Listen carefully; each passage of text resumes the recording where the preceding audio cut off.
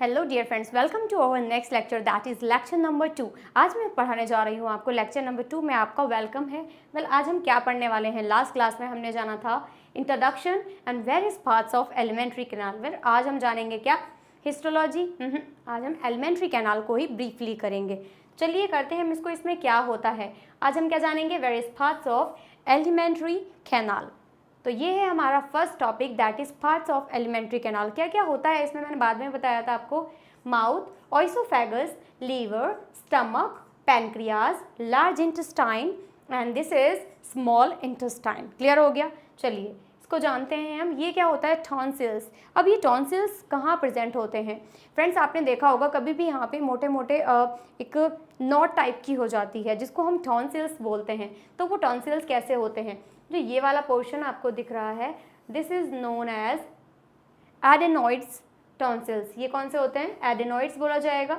और यहाँ पे आपकी होती है टंग। क्या होती है यहाँ पे? That is tongue portion and this is known as lingual tonsils and this is known as palatine tonsils. इसको क्या बोलते हैं? Palatine tonsils and this is lingual tonsils. ये वाला जो पोर्शन होता है ये होता है हमारा ओपनिंग ऑफ एस्टिकेंस ट्यूब। ये हमारा अंदर का पोर्शन है। जब आप इस तरीके से कुछ इस फॉर्मेट में अपना माउथ ओपन करेंगे तो ये इस तरीके का दिखेगा, रिंग लाइक स्ट्रक्चर दिखता है। ये इंपॉर्टेंट है। नेक्स्ट आता है क्या हमारा? अब ये कुछ इंपॉर्टेंट टॉन्सिल्स हैं। This is known as adenoids and this is known as tubal tonsils and this is Valder's ring and now this is the palatine tonsils and now this is tongue and ये क्या है हमारा? टंग के ऊपर जो होते हैं ये होते हैं lingual tonsils जो जीभ के ऊपर होते हैं स्टार्टिंग में, जिससे हम खाना वगैरह कुछ भी नहीं खा पाते हैं। ये हमारे टॉन्सिल्स के बारे में था, all about the tonsils. And now this is palate. मैंने आपको बताया था पैलेट क्या होता है और क्या होता है हार्ड पैलेट, क्या होता है ये सॉफ्ट पैलेट। दो तरीके से होता है बेसिकली हमारे palates, hard palate, soft palate. तो ये वाला जो होता है ये होता है हार्ड पैलेट एंड ये होता है क्या? Soft palate. जो हार्ड पैलेट होता है ये कैसा होता है? रफ सरफेस होती है। बट सॉफ्ट पैलेट कैसे होता है? सॉफ्ट और स्मूथ सरफेस होती है। रफ सरफेस में ये क्या होता है? Palatine rugae. इसमें क्या होता है? पैलेटाइन रेज होता है। Prevents slipping of food, chewing, mastication. Means ये प्रिवेंट करता है कि जिससे जो भी हम खाना खाते हैं, च्यूइंग करते हैं, तो वो जल्दी से स्लिप ना हो। क्योंकि मैंने आपको बताया था इसमें क्या होता है?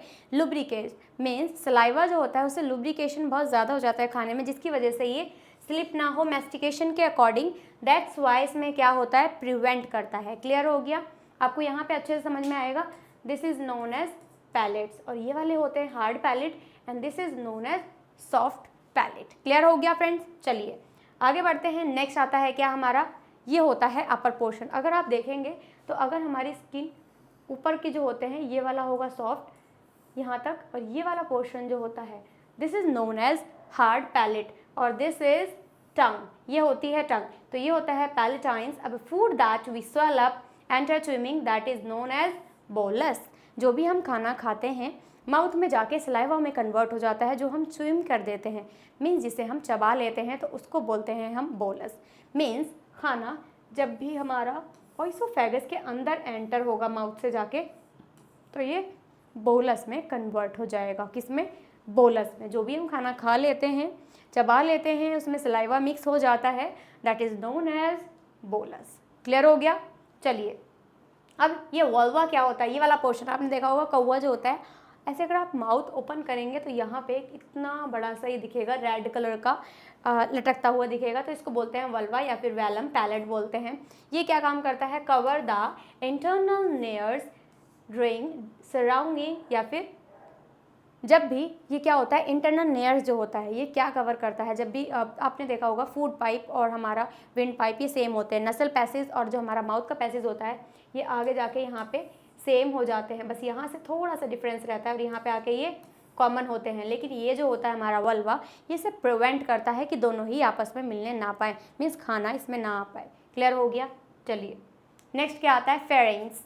The oral cavity leads into a short pharynx which serves as a common passage for the food and air.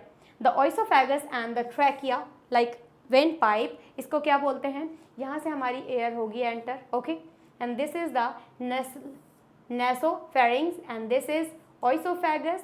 ये वाला जो पोर्शन होता है this is known as food. यहाँ से जो एंटर होगा वो फूड एंटर होगा, बट जिसके अंदर चला जाएगा after the swimming this is known as bolus. Clear हो गया.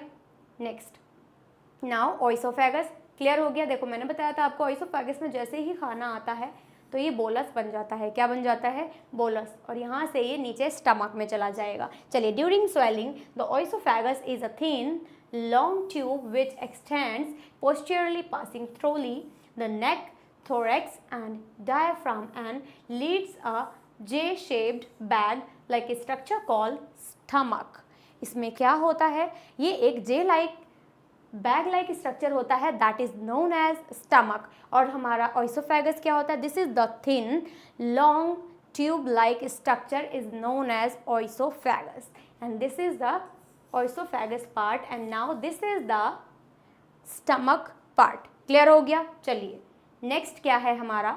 No digestive activity takes place. Oesophagus में कोई भी डाइजेस्टिव एक्टिविटी नहीं होती है. नेक्स्ट आता है only contractions and relaxations of oesophageal muscles. Means contraction और रिलैक्सेशन होता है. ये वाला जो पोर्शन होता है this is known as oesophagus. इसमें कोई भी मूवमेंट या फिर कुछ भी नहीं होता है. इसमें सिर्फ और सिर्फ पेरिस्टेटिक मूवमेंट होता है. जो भी हम खाना चबाते हैं नीचे जाता है.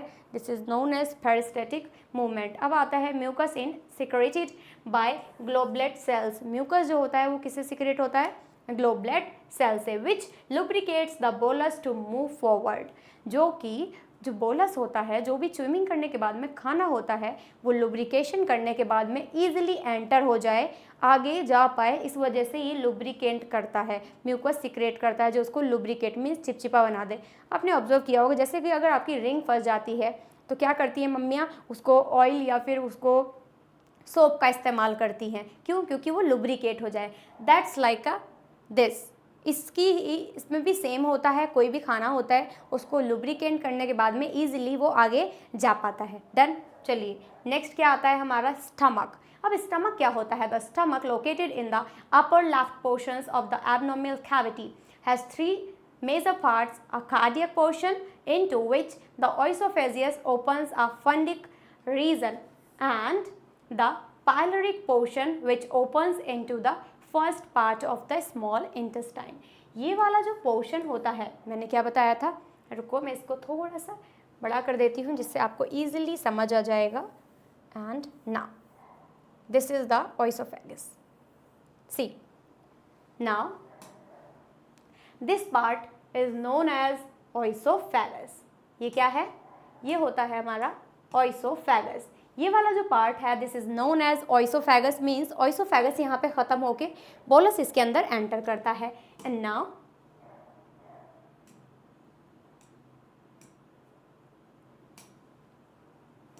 चलिए अब ये क्या है हमारा? ये वाला पोर्शन. ये वाला पोर्शन हमारा ओइसोफेगस का कहलाएगा. ये वाला कहलाएगा क्या? Fundus. And now this is